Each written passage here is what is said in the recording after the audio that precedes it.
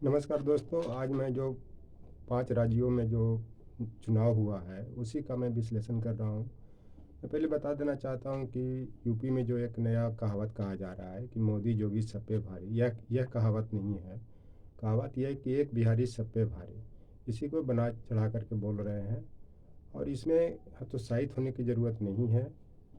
अच्छा परफॉर्मेंस रहा है, कांटे की टक्कर भी। मैं पहले ही बोला था कि 100 सीट पर इस टर्निंग में कांटे की टक्कर होगी।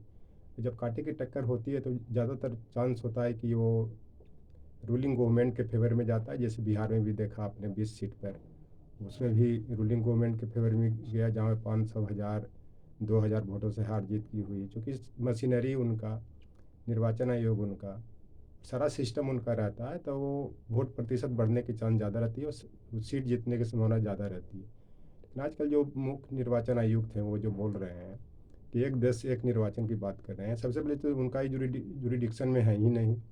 इसमें ही प्रधानमंत्री जी बोल सकते हैं या गृह मंत्री बोल सकते हैं। ये चलते वो संविधान के कठपुतली बनाने की कोशिश नहीं करें। अगर ये सब चीज़ बोलना है तो वो संवैधानिक पद से इस्तीफा दे दें, और नहीं तो इस पर प्रधानमंत्री जी को संज्ञान लेना चाहिए, गृह मंत्री को संज्ञान लेना चाहिए।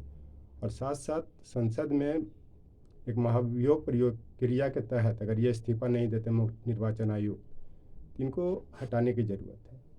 दूसरी चीज़ की जो अभी जो धर्मनिरपेक्ष पार्टियां हैं, जैसे ममता बनर्जी जी हैं, केजरीवाल जी हैं या केसीआर राव जी हैं, ये जो सब जो प्रधानमंत्री के ख्वाब देख रहे हैं, तो मैं इनको बता देना चाहता हूँ कि बाबू आने के पहले झुनझुना नहीं बजाना चाहिए। मेरा कहने का मतलब कि पहले सब मिलकर बहुमत सिद्ध कीजिए, तब जो भी सबका विचार बनेगी, सहमति बनेगी, उस पर भी प्रधानमंत्री बनाने की बात करेंगे। अभी मजबूती के साथ लड़ने की ज़रूरत है।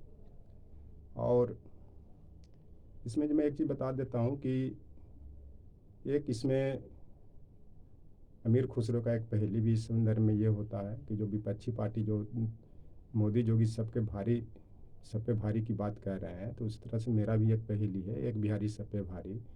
इस पहेली को भी कोई नहीं समझ पाते हैं, इसी कारण जो मन में आता बोलते रहते। जैसे अमीर खुसरो की एक पहेली है, एक थाल मोती से भरा, सबके सिर पे औंधा धारा, चारों ओर वह थाल फिरे, मोती उससे एक न गिरे। ये अमीर खुसरो जी ने आदिकालीन जो कवि थे उन्होंने कहा था। आज तक इस पहेली को लोग पहुँच नहीं समझ पाए, क्योंकि इस पहेली में इतनी गहराई, उस तरह एक बिहारी सब पे भारी, इतनी गहराई है, उस गहराई को नाप कोई नहीं सकता है। तो इसी संदर्भ में ये बैठता है। ये चलते अभी मान लिया जाए कि यूपी में कांटे की टक्कर हुई, तो मैं ये बताना चाहता हूँ कि अगर ईमानदारी से मेहनत की जाए तो चीज़ें पाई जा सकती है, मैंने सफलता पाई जा सकती है। और आने वाला इलेक्शन में जो 2024 में इलेक्शन, उसमें बीजेपी की मुझे लग रहा है कि 100 से 150 सीट कमेगी। ये मुझे ऐसा अनुमान लग रहा है, क्योंकि कारण है कि इस इलेक्शन को तो सेमीफाइनल माना जा रहा था, लेकिन ये कोई ज़रूरी नहीं कि जो टीम सेमीफाइनल जीतता है वो फाइनल जीते ही। क्योंकि जब सेमीफाइनल में दो टीमें पहुंचती हैं, तो कोच जो है बिग पॉइंट पकड़ता है प्लेयर का या टीम का कि किस तरह से आपको ये शॉट नहीं खेलना चाहिए था, किस तरह से आपको शॉट लगाना चाहिए। उसी तरह से राजनीतिक विश्लेषक होता है जो टीम में जो कमियां रहती है, जो पार्टी में जो कमियां रहती है, उसको वीक पॉइंट को पकड़ता है और उसको मजबूत करने की बात करती है। इसी कारण इससे घबराने की ज़रूरत नहीं है। परफॉर्मेंस अच्छा रहा सपा लाइन का।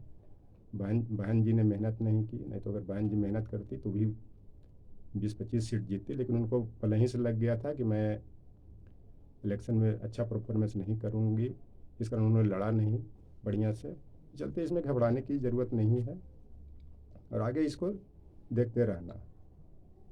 और एक एक एक चीज़ और होता है कि हर शासन में काम नहीं, उस काम उसे नहीं कहा जाता है कि सिर्फ आप इलेक्शन लड़ रहे हैं, हार रहे हैं। हर शासन में काम का मतलब होता है कि कुछ काम होना चाहिए। ये ना कि बैठे बैठे ढोलक झाल बजा रहे हैं, तो ये काम नहीं होता, ये इंटरटेनमेंट होता है। तो इलेक्शन तभी जीत सकते हैं कि जब आप मेहनत करें, ग्राउंड ग्रास रूट पर मेहनत करने की ज़रूरत है। जैसे मान लीजिए कि माननीय अखिलेश यादव जी ने किया, तो इनका वोट प्रतिशत भी बढ़ा, सीट भी बढ़ा, 125 सीटें भी आई हैं इनका अलायंस को। तो अगर ये मेहनत करें तो मुझे लगता है कि 25 से 30 एमपी कंस्टिट्यूशन जीत सकते हैं। लेकिन दिखावटी मेहनत से नहीं होगा, मेहनत करना पड़ेगा, ग्रास रूट पे करना पड़ेगा, ईमानदारी से करना पड़ेगा। और एक चीज़ जिसमें मैं और बता देना चाहता हूँ कि जो लोग भी गलत नीतियों का जो प्रश्रय देते हैं या प्रशंसा करते हैं, चाहे इंटेलेक्चुअल वर्ग हो चाहे कोई भी हो, जो इंटेलेक्चुअल वर्ग को जो उल्टा पुल्टा बोल रहे हैं।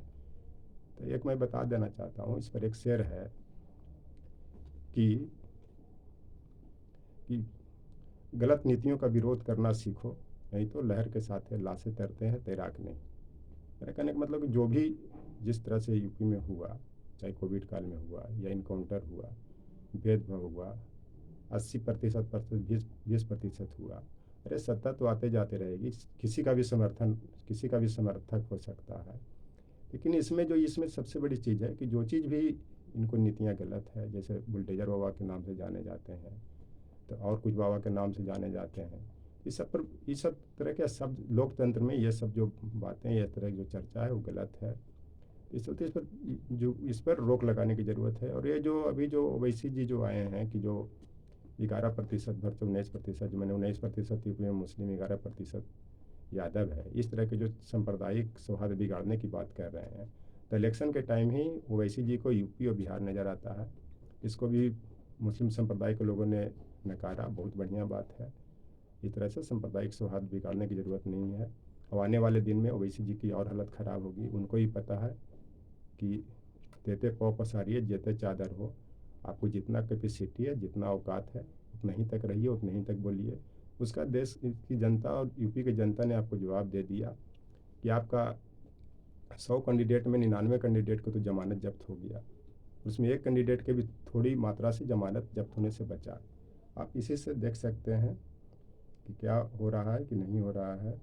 और अभी जो सबसे बड़ी चीज़ जो है यहाँ पे लोकतंत्र में, अभी जो इन लोग के पास बहुत मुद्दे हैं, जैसे बेरोजगारी का मुद्दा है, महंगाई का मुद्दा है, पेट्रोल डीजल महंगा हो रहा है, बहुत तरह के मुद्दे हैं। अगर इसको रोड पर अगर आ करके धरना, शांतिपूर्वक रूप से धरना प्रदर्शन करना, तो इनकी सीटें बहुत ज़्यादा बढ़ सकती हैं। क्योंकि जनता को तो पता नहीं रहते हैं, क्योंकि 60 से 70% जनता तो मान लिया जाए कि ये सब चीज़ से दूरी बनाए रहते हैं, न्यूज़पेपर से या और तरह से जो मीडिया उडिया जो इंस्ट्रूमेंट है।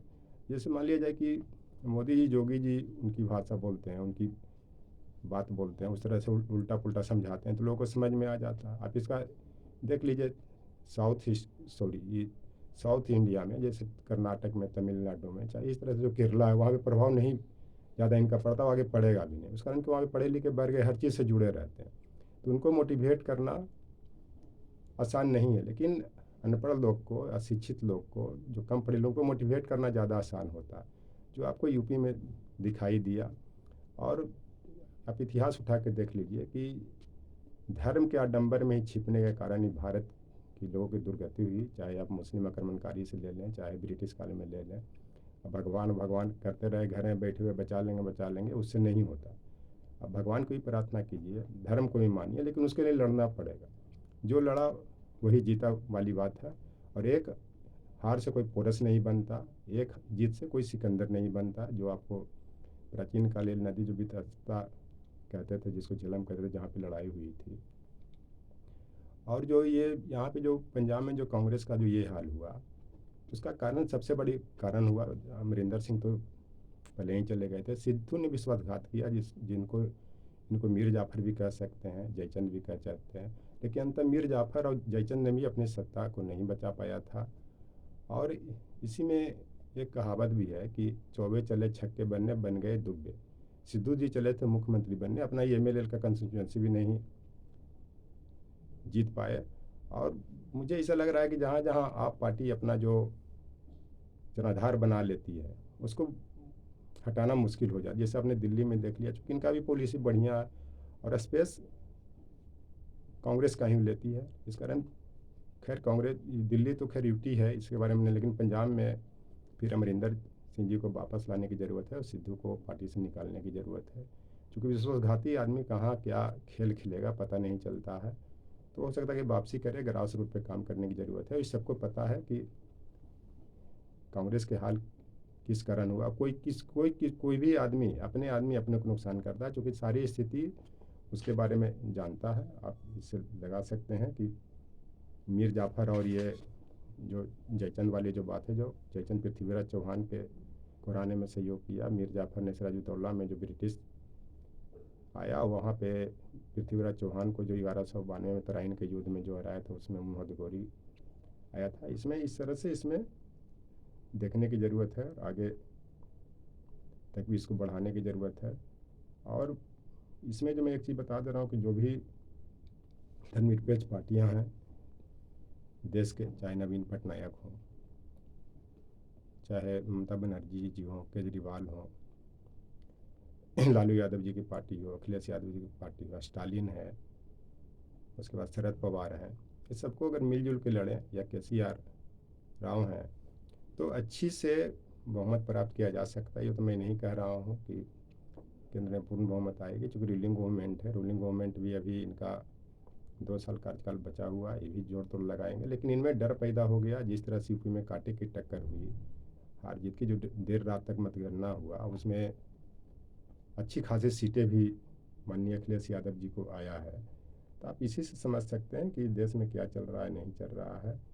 और अभी जो केशव प्रसाद मौर्य के जो इन्होंने हराने का काम किया है, कोई अपर कास्ट नहीं चाहता है कि OBC SC ST ये प्रधानमंत्री बने या मुख्यमंत्री बने। केशव प्रसाद मौर्य को हराने के लिए सारा सिस्टम लग गया ताकि ये मुख्यमंत्री के दावेदार हो जाते, और इनको पहले कमिटमेंट भी किया गया था, नहीं तो ये भी पहले वहाँ से हट जाते। जिस स्वामी प्रसाद मौर्य हट गए थे, इस चलते इससे हतोत्साहित होने की ज़रूरत नहीं है, मेहनत करने की ज़रूरत है, मेहनत से चीज़ें पाई जा सकती है, मिलजुल के इलेक्शन लड़ने की ज़रूरत है, आप जीत सकते हैं। यानी तो MP के इलेक्शन में जीत सकते हैं, अगर ग्रास रूट पर मेहनत करें तो आगे बढ़ सकते हैं। तो इसी सब वक्तव्य से मैं अपना विचार व्यक्त कर रहा हूँ। आपने देखा कि गोवा मणिपुर में लगभग हैंग की स्थिति बनी हुई थी, लेकिन क्यों जीता नहीं जीता वो तो एक अनुमान की बात होती है। मैं भी अनुमान किया था कि गोवा मणिपुर में हैंग करेगा, लेकिन एक आध सीट से उन्होंने बहुमत प्राप्त किया बीजेपी ने। उत्तराखंड में भी देखिए विश्वासघात के कारण ही हार गए, न तो वहाँ पे कांग्रेस वापसी कर सकती थी, लेकिन फिर भी अच्छा परफॉर्मेंस रहा। तो इन्हीं सब बातों से मैं अपना वक्तव्य को समाप्त करता हूँ। Thank you.